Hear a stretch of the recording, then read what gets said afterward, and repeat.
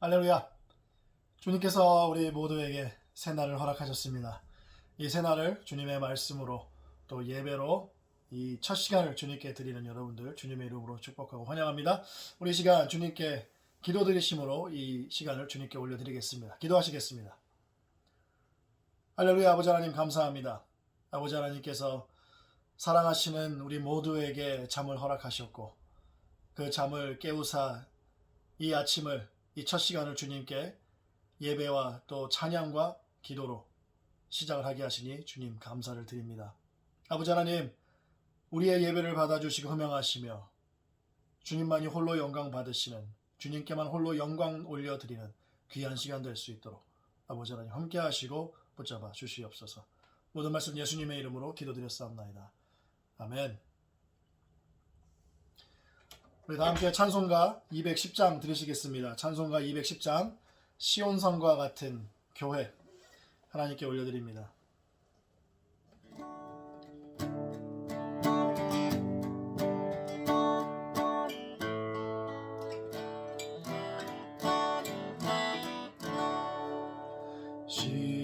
시온성과 같은 교회 그의 영광 한없다 허락하신 말씀대로 주가 친히 세웠다 반석 위 세운 교회 흔들 자가 누구랴 모든 원수 에워싸도 아무 근심 없도다 생명샘이 솟아나와 모든 성도 마시니 언제든지 흘러넘쳐 부족함이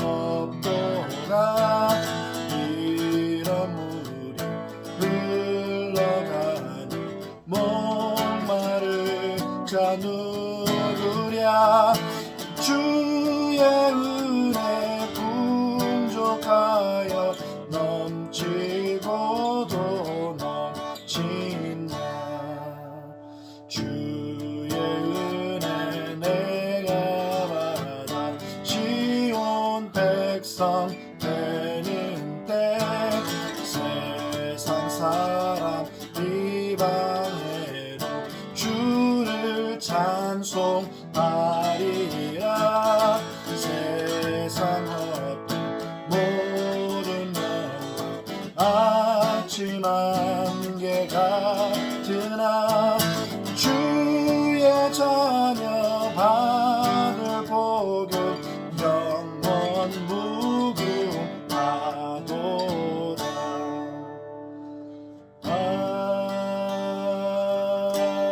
아멘. 아멘.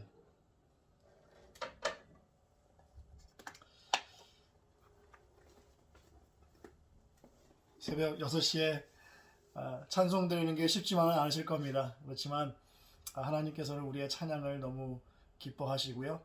또 신령과 진정의 예배 드리는 것처럼 우리가 입술로도 하나님께 찬양을 고백할 수 있겠지만 또 영으로도 하나님께 찬양을 올려드리고 주님의 이름을 송축할 줄 믿습니다.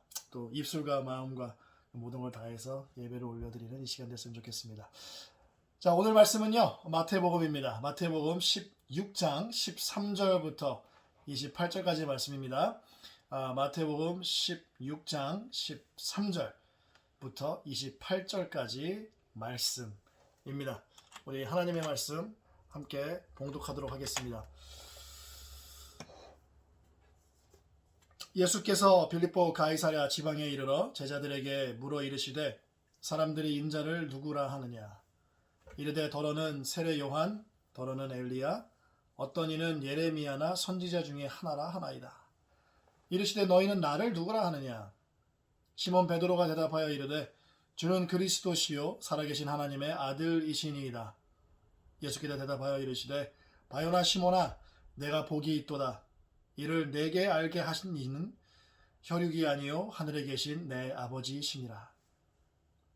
또 내가 네게 이르노니 너는 베드로라. 내가 이 반석 위에 내 교회를 세우리니 음부의 권세가 이기지 못하리라. 내가 천국 열쇠를 네게 주리니 내가 땅에서 무엇이든지 매면 하늘에서도 매일 것이요 내가 땅에서 무엇이든지 풀면 하늘에서도 풀리리라 하시고, 이에 제자들에게 경고하사 자기가 그리스도인 것을 아무에게도 이르지 말라 하시니라. 이때로부터 예수 그리스도께서 자기가 예루살렘에 올라가 장로들과 대제사장들과 서기관들에게 많은 고난을 받고 죽임을 당하고 제3일에 살아나야 할 것을 제자들에게 비로소 나타내시니, 베드로가 예수를 붙들고 항변하여 이르되 주여 그리 마옵소서. 이 일이 결코 주께 미치지 아니하리이다. 예수께서 돌이키시며 베드로에게 이르시되 사탄아 내 뒤로 물러가라. 너는 나를 넘어지게 하는 자로다. 내가 하나님의 일을 생각하지 아니하고 도리어 사람의 일을 생각하는도다 하시고, 이에 예수께서 제자들에게 이르시되 누구든지 나를 따라오려거든 자기를 부인하고 자기 십자가를 지고 나를 따를 것이니라.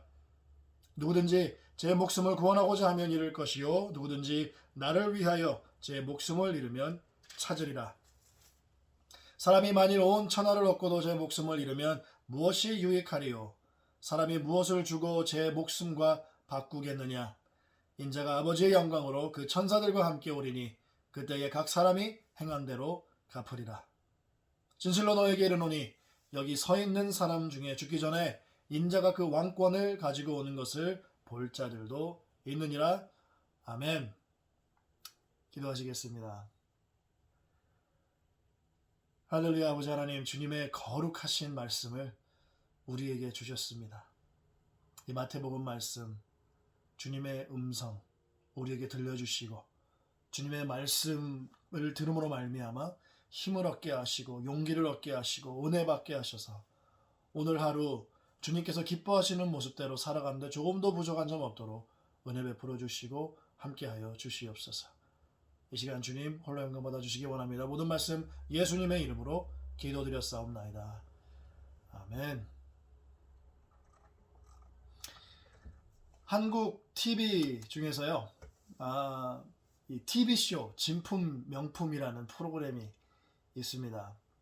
이 프로그램이 좀 오래된 것 같긴 한데요, 진귀한 골동품이나 수집품 등을 가지고 나와서 이 주인이 직접 자기가 가지고 온 그 물건을 소개를 하고요, 그리고 본인이 그 생각하는 가격을 이게 씁니다. 그것을 쓴 다음에는 감정가들이 이제 전문적인 지식과 경험을 바탕으로 감정을 하고 이제 감정평을 하고 감정가를 알려주는 좀 흥미로운 그런 프로그램입니다. 1995년도에 방영되었던 TV쇼 진품 명품에 한 의뢰인이 나왔어요. 이 의뢰인은요, 흥선대원군이 그렸던 10폭짜리 병풍, 난초 병풍입니다. 이게 보니 너무너무 아름답더라고요. 이 난초 병풍을 들고 나와서 소개를 한 적이 있었어요. 이 의뢰인은요, 병품에 대한 설명도 해주고, 그리고 또 이렇게 본인이 소유하게 된 경로, 여러 가지 흥미로운 배경을 설명해 준 다음에 이제 본인이 생각했던 병품의 가치를 쓴 것, 그것을 공개를 했는데요. 이 의뢰인이 생각하기에 이 흥선대원군이 그린 난초 병풍은 아마 5천만 원 정도 될 것이다. 그래서 이게 추측을 해서 얘기를 했습니다. 그때 이 의뢰인은 5천만 원이라고 예상을 했고, 거기에 연예인들도 몇 분 나오셨는데, 이 연예인분들 비전문가 연예인 감정단, 그분들은 1억 7천만 원으로 정했었습니다. 이제 그 다음에 이 병품의 진위를 가려내기 위해서 5명의 감정가들을 모셨는데, 이들은 이 감정가분들이 서로 상의하면서 이 감정용 돋보기를 아주 자세하게 들여다보시더라고요. 그리고 나서 이제 다시 모여서 이제 감정평을 하십니다. 이 감정평하는 걸 거기에 모인 모든 사람들이 함께 듣습니다. 이제 전문가들은요, 이 흥선대원군이 그랬더니 난초 병품의 진위를 가려내는데 오래 걸리지 않았고 어렵지 않았다고 얘기를 하더라고요. 그러면서 이 10폭짜리 이 병품의 가치를 의뢰인이 생각했던 5천만 원에 훨씬 못 미치는 300만 원에 매겼습니다. 이 전문가께서 얘기하시기를 진품이라면 아마 1억 원을 훨씬 넘는 호가의 그런 작품이 될 수 있겠지만, 흥선대원군의 제자인 윤옥갱이라는 분께서 그린 것으로 추정되었고 모두들 동의하는 바 300만 원에 정했다고 말씀을 하시더라고요. 그렇다면 흥선대원군이 아니라 제자가 그렸다는 근거가 무엇입니까? 라고 사회자가 물어보셨는데, 그 질문에 흥선대원군과 그의 제자의 그 붓선과 먹의 진함과 서체 등을 비교 대조하면서 좀 전문적인 그런 흥미로운 설명을 할 줄 알았거든요. 근데 그렇게 하지 아니하시고 오히려 뭐라고 말씀하시냐면, 우리는 윤옥갱의 그림을 근 25년, 30년을 봐왔기 때문에 보면은 알 수가 있습니다. 의외로 너무나도 간단한 설명으로 감정평가를 마치셨어요. 보면 안다. 더 놀라웠던 거는요, 보면 안다라는 감정평을 들으셨던 의뢰인은 이 전문가들이 그렇게 말을 하니까 또 그렇게 믿어진다라고 얘기를 하더라고요. 여러분, 우리가 그 전문가가 무언가를 얘기하면은 그러니까 본인이 가졌던 그러한 생각이나 추측을 완전히 갈아엎게 되죠. 왜냐하면 평생을 공부했고 경험했고 연구했고 했던 사람, 평생을 봐왔던 것이기 때문에 한 번 보면 알 수 있다라는 그 말도 마음에 믿음이 가는 겁니다. 수많은 기적과 이적을 행하신 예수님의 정확한 정체가 아직 밝혀지지 않은 상태인데요. 바로 그 시점에서 제자들에게 예수님께서는 너는 인자를 누구라 하느냐, 또 다른 사람들은 인자를 누구라 하느냐 묻습니다. 진품 명품의 의뢰인과 연예인 감정단들처럼 누구는 세례 요한이라고 하고요, 누구는 엘리야라고 하고요, 누구는 예레미야라고 하고, 누구는 선지자라고 합니다 라면서 유명한 이름들이 거론이 되었습니다. 그때에 비전문가 베드로가 뭐라고 얘기를 하냐면, 주는 그리스도시요 살아계신 하나님의 아들이십니다 라고 대답을 합니다. 예수님께서 말씀하시기를 그 사실은 바로 내 아버지께서, 하늘에 계신 내 아버지께서 알게 해 주셨기 때문에 알게 된 것이라고 말씀을 하십니다. 알게 하다, 이 알게 하다라는 단어는요, 전문 감정가들이 아무도 몰랐던 금액을 공개했을 때 이렇게 가렸다가 이렇게 탁 벗기잖아요. 베일을 벗기는 것처럼. 바로 그 뜻입니다. 알게 하다는 무슨 뜻입니까? 가려진 것을 보이게 하다라는 뜻입니다. 그래서 예수님의 정체에 대해서 완전한 전문가 누굽니까? 하나님이시죠.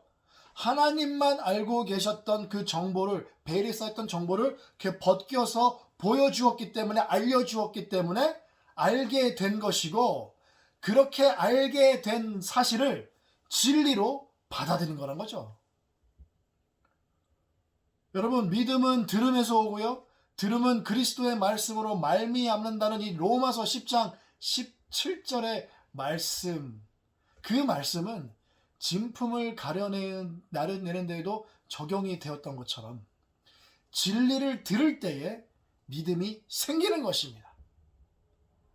25년, 30년 동안 봐와서 안다라는 그 설명이 어떻게 보면 비전문적이고 전문가가 말하기에는 좀 무책임한 그런 설명 같지만, 권위가 있는 전문가의 그런 짤막한 보면 안다라는 그 말은요, 따로 설명이 필요가 없는 거예요. 설명이 필요 없이 보면 안다라는 그 말에 무게가 실리는 거죠. 어떻게 됩니까? 믿음이 가는 겁니다. 믿음이. 진품을 밝혀낸 전문가의 말 한마디에 수천만 원의 가치가 뚝 떨어졌는데도 믿음이 간다고 하는 그 의뢰인. 진리 그 자체이신 예수님의 말씀에 어떻게 보면 우리는 그분의 말씀을 들을 때 더더욱 믿음이 가야 되고 믿음이 생겨야 되는데, 그렇지 못한 경우를 우리는 너무나도 자주 보게 됩니다. 예수님의 말씀을 들으면 들을수록 믿음이 더 생기고 더 더 단단해져야 되고 더 견고해져야 되는데, 여러분, 예수님께서 마태복음 13장에서 네 가지 땅의 비유를 말씀해 주셨죠. 예수님께서 마태복음 13장에 나오는 네 가지 땅의 비유의 베일을 싹 벗기고 보여주신 그 진리는요, 사단이 와서 말씀을 빼앗아가기 때문에 그렇다라는 것입니다. 진리를 빼앗아가는 거죠. 예수님의 말씀의 그 진리의 말씀을 듣고 들어도 이 사단이 계속해서 역사합니다. 뺏어가는 거예요. 여러분, 전문가의 감정평과 금액을 다 듣기 전에 누군가가 그 스튜디오에 들어서 전문가를 납치해버려 갖고 그 전문가의 평과 금액을 다 듣지 못하게 하는 것과 똑같은 거예요. 만약에 실제로 그러한 일이 일어났다면 어떻게 해서라도 그 전문가를 보호하려고 하겠죠. 어떻게 해서라도 그 전문가를 지켜내겠죠. 그래서 이 프로그램을 계속해서 진행하게 하고 그분의 정확한 감정평을 듣고 정확한 금액의 가치를 알 수 있을 텐데, 우리 삶 가운데에 예수님의 진리의 말씀을 다 듣기도 전에, 다 깨닫고 제대로 믿을 수 있기 전에 이 사단에게 빼앗긴 줄도 모르고, 이건 5천만 원이야. 예수는 세례 요한이고 엘리야고 예레미야고 선지자 중에 하나야 라고 믿는 것과 똑같습니다. 그리고 그런 성도들이 제법 있는 것 같습니다. 그래서 안타깝습니다. 우리가 예수님의 말씀을 자세하게 알려고 하지 않는, 중간에 끊어졌는데 이해가 안 되는데 깨달음이 없는데 우리 삶 가운데에 그 적용이 되질 않는데도 불구하고 내가 다 완전하게 알지 못한 상태에서 만들어낸 그런 지식과 내가 내 스스로에게 준 그 깨달음으로 말미암아 살아가는 그러한 모습들이 있다는 거죠. 예수님으로부터 정확하고 자세하게 끝까지 들었음에도 불구하고 사단의 공격에 의해서 넘어지는 경우가 허다한데, 주님의 말씀을 끝까지 잘 듣고 더 굳센 믿음이 생기는 우리 성도님들 되시기를 주님의 이름으로 축복합니다. 하늘에 계신 아버지께서 직접 베일을 벗겨서 알게 해주신 주는 그리스도시요 살아계신 하나님의 아들이라는 진리를 베드로가 고백한 그 시점이 바로 예수께서 그리스도인 것을 알리게 되는 종이 됐죠. 이때부터 예수님이 예루살렘에서 장로들과 대제사장들과 서기관들에게 많은 고난을 받고 죽임을 당하고 제3일에 다시 살아날 것을 구체적으로 말씀해 주시고 가르쳐 주십니다. 하나님 아버지로부터 직접 알게 된 진리를 가지고 있었음에도 베드로는 어떻게 합니까? 십자가로 가시는 예수님의 길을 막아섭니다. 베드로에게 그리스도의 진리의 말씀이 들어갔지만 그 말씀을 빼앗아가려는 사단에게 내 뒤로 물러나라 라고 예수님께서는 크게 호통을 치시면서 말씀을 이어가시죠. 베드로의 항변은요, 하나님의 일을 생각하지 않고 사람의 일을 생각하면서 내던진 말이었습니다. 그게 사단이 하는 거 아니겠습니까? 하나님의 말씀을 받았음에도 자기 생각과 자기 계획대로 움직여서 아담과 하와처럼 주님의 말씀을 왜곡하게 기억하고 끝내는 하나님을 대적하는 위치에 서서 죄악을 저지르게 될 수밖에 없습니다. 말씀이 들어왔다 하더라도 말씀을 제대로 모르면 그렇게 되는 거예요. 하나님의 진리를 듣고 깨닫고 그대로 살기 위해서는 나의 육의 생각과 계획을 십자가에 못 박아 그것을 짊어지고 주님을 따라야 된다는 것입니다. 아무리 믿음이 좋아도 우리는요, 예수님 만날 때까지 우리는 인간의 일, 즉 요한일서 2장 16절의 말씀 나와 있는 것처럼 세상에 있는 모든 것이 육신의 정욕과 안목의 정욕과 이생의 자랑이니 다 아버지께로부터 온 것이 아니요 어디로부터요? 세상으로부터 온 것이라. 하늘의 아버지로부터 온 것이 아닌 세상, 즉 사단에게 온 것이기 때문에 우리 안에 있는 말씀을 빼앗아 가게 하는 계략과 유혹이고, 그것을 어떻게 합니까? 이 육신의 정욕, 안목의 정욕, 그리고 이생의 자랑이 우리 마음속에서 생겨나는 거예요. 이것들을 십자가에 못 박고 우리는 지고 가는 겁니다. 평생 지고 가야 되는 십자가. 처음에는 십자가에 못 박았던 거를 자꾸 빼고 싶죠. 그죠? 이 세상에서 살아가야 되기 때문에 세상적으로도 살아가야지 어떻게 보면 더 성공할 수 있는 그 속도를 빨리 낼 수 있지 않겠습니까? 아무래도 십자가를 버리고 또 심지어는 다시 세상이 주는 걸 가지고 새롭게 새 출발하고 싶은 마음이 불쑥불쑥 들 때도 있습니다. 그래서 십자가가 무겁게 느껴지죠. 내면의 갈등이 있으니까, 신앙의 마찰이 생기니까, 세상의 세상의 것과. 그러다 보니 어떻게 됩니까? 버거워지죠. 힘들어지죠. 그로 인해 지치게 됩니다.